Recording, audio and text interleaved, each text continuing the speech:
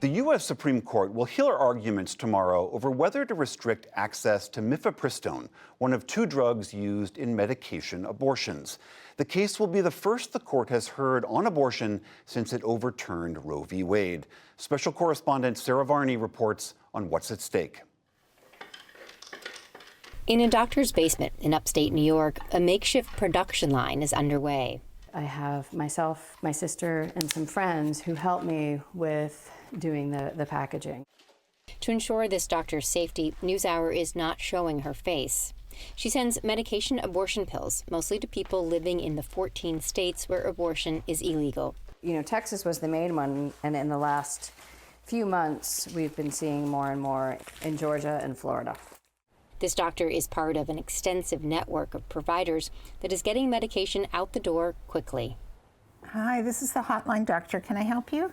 Dr. Linda Prine is part of the same group and helps patients from her Manhattan apartment. You can order pills online, and that's what really most people from the restricted states are doing. She's been prescribing mifepristone since the FDA first approved the drug to end early pregnancy 24 years ago. What are your observations as a longtime provider about the safety and the efficacy of mifepristone? It's very effective. I don't even have medications that are 98 to 99% effective. Our blood pressure medicines aren't effective like that. So it's an unusually effective medication, if anything, and extremely safe.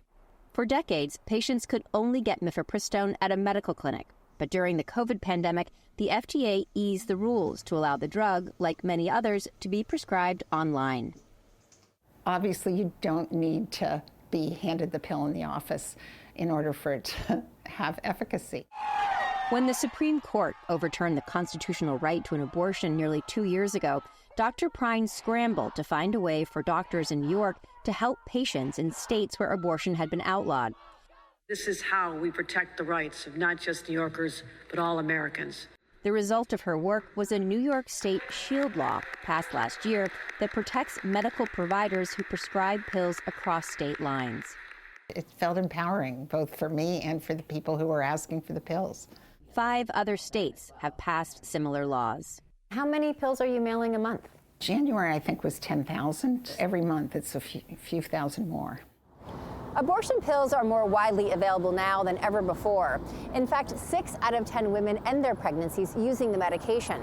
And that's made mifepristone an urgent priority for anti-abortion groups. The Christian legal advocates who helped overturn Roe v. Wade filed a suit in Texas in November 2022 to ban the medication outright. An appeals court didn't go that far, but it did order the FDA to reinstate nationwide a number of restrictions, including the requirement that doctors can only prescribe pills in person. Now, that case has reached the Supreme Court. The anti-abortion group in this case says mifepristone is dangerous, and it cites 2 studies that claim abortion pills increase ER visits and the risk of hospitalization. The medical journal that published those studies has since retracted them. The articles made claims that were not supported by the data. In this case, these researchers used a trip to the emergency room as a proxy for something has gone wrong. Is that right? That's right. Ushma Upadhyay, professor of reproductive sciences at the University of California, San Francisco, conducted the largest study to date of telehealth abortions in the U.S. There's no medical reason to overturn or to turn back those regulatory approvals by the FDA. Upadhyay says that a small percentage of patients who have medication abortions do visit an emergency room, but mostly to make sure their symptoms are normal. What's important to know is that a visit to an emergency room is not the same as a serious adverse event. People go to an emergency room to get care and to ask questions and to get clinical support. Right now I'm graduating. Kanaya Harris is a college senior in Washington, D.C. Last spring, after getting a positive pregnancy test, she took medication abortion pills. I was going through my finals, and I think a lot about how I didn't think I was going to finish college if I had to continue to be pregnant. People that are like, oh, you should only have an abortion for this reason, this reason, this reason. I feel like it's very harmful. Kanaya says ending her pregnancy at home put her in control of her own health care. At first, I was really anxious if I did it in clinic because I knew there were a lot of protesters in the DC area. I was able to do it in my apartment, watch my favorite shows, eat the foods I want. I could just be in the comfort of my own home. Legal experts say taking away this option for patients and overriding the FDA would be unprecedented. You know, at the heart of this case is a real contest about what evidence matters. Rachel Reed-Boucher is the dean of Temple University's law school. She filed an amicus brief in support of the FDA. This case really crystallizes what's always been the politicization of science in the abortion regulation area. But the stakes are getting higher as we have courts strip federal agencies of their ability to make expert decisions. The case also contains what scholars say is a bold legal strategy. Anti-abortion lawyers claim that a long-dormant federal law passed in 1873, the Comstock Act, prohibits the mailing of any supplies used for abortions. So that could be not just abortion pills, but also hospital beds and medical gloves, anything. Anything. It would essentially shut down abortion across the United States. Because everything is mailed. For activists like Kristen Hawkins, that is the aim.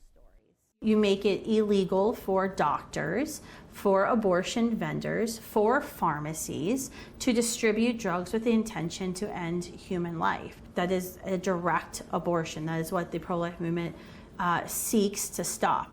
No one is going to be targeting these precincts. Hawkins runs Students for Life, one of the largest anti-abortion groups in the country.